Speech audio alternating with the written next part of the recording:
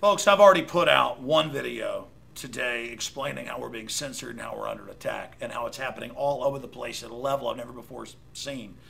The only other point I wanted to make is this is how it's worked in other countries. In Maoist China, in Nazi Germany, in Soviet Russia, is the tyrants incrementally restrict free speech and liberties, and then suddenly you're in a full-bore police state. And they're beating people up that disagree with Obamacare or open borders or cap and trade. They are just doing it all. But it just really came to me. It's like so amazing. You criticize anything Obama says, you're a racist. And I was reading the comments on our videos as they shut them down, and they're saying, you can't criticize a black man even if you're not racist. People will think you're doing it because you're racist. And that's the mind control.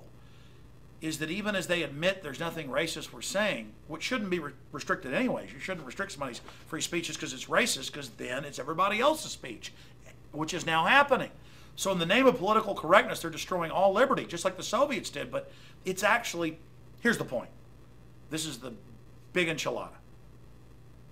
By criticizing him as racist, it creates tribal division. This is just tribal warfare stuff.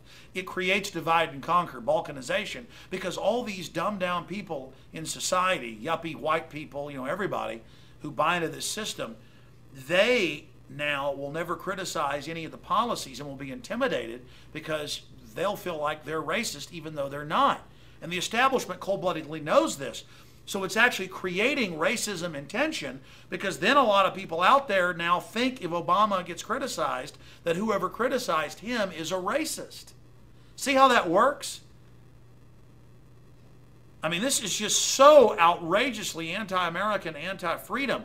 And so it makes any criticism of Obama supposedly racist, which then energizes racism and division and makes people think that everybody hates them because of their race when they see Obama being criticized.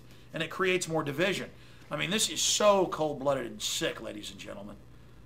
And they cold-bloodedly wanted to put Obama in there so they could create racial division and infighting, so the government could come in to keep everybody split up. And so when you criticize Obama, you get called a racist. Think about how diabolical that is. But then, again, the public school educated, dumbed down masses, they now really believe it. So for those of us that know it isn't about race and it's so asinine, it's like, hey, I don't want to pay a carbon tax. Hey, I don't want to lose my sovereignty. Hey, they're trying to pass anti-gun bills and lying about it. Oh, you're a racist. To people that are smart, it's just ridiculous. But it actually works on the fluoride heads. And then they think there's all these racists out there. So it's a new definition. Criticize the government, criticize anything they're doing, you're a racist. But it's not new. The Soviets did that. Folks, we're in a lot of trouble. We've been censored. Please help us. Details at Infowars.com. They're beating people up in the streets. It's all over the news. The videos are coming out. They planned this all along. I mean, the youth brigades, they got the bills introduced for compulsory service. He's continuing all the Bush policies. And their followers are brainwashed. They're dangerous, folks. And then the right-wing backlash is going to come in the future. Can you imagine the next thug they're going to bring in off of all of this? I mean, this is psych warfare, the next level.